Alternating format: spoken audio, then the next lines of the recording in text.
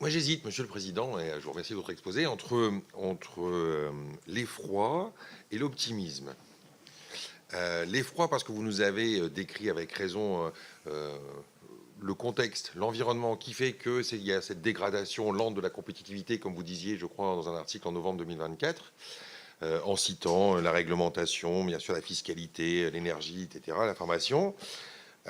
Mais Michelin investit beaucoup dans l'innovation, et tant mieux. Le pneu intelligent, le concept vision, etc. Et donc, j'aimerais être rassuré en sortant d'ici on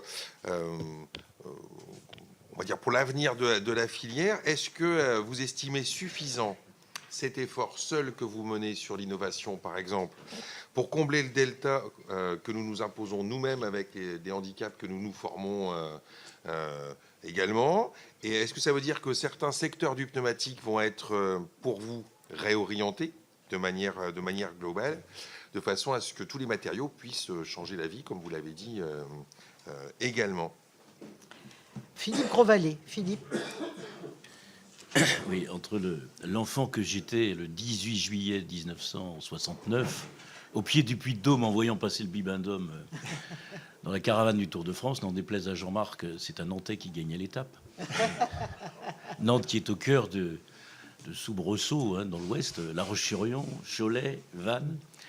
Ma question porte pas tant sur le caractère français de Michelin, encore que c'est important de savoir auprès des grands groupes qu'est-ce qui les rattache encore à la France. On a posé cette question au président de Total, mais pour Michelin, c'est un peu...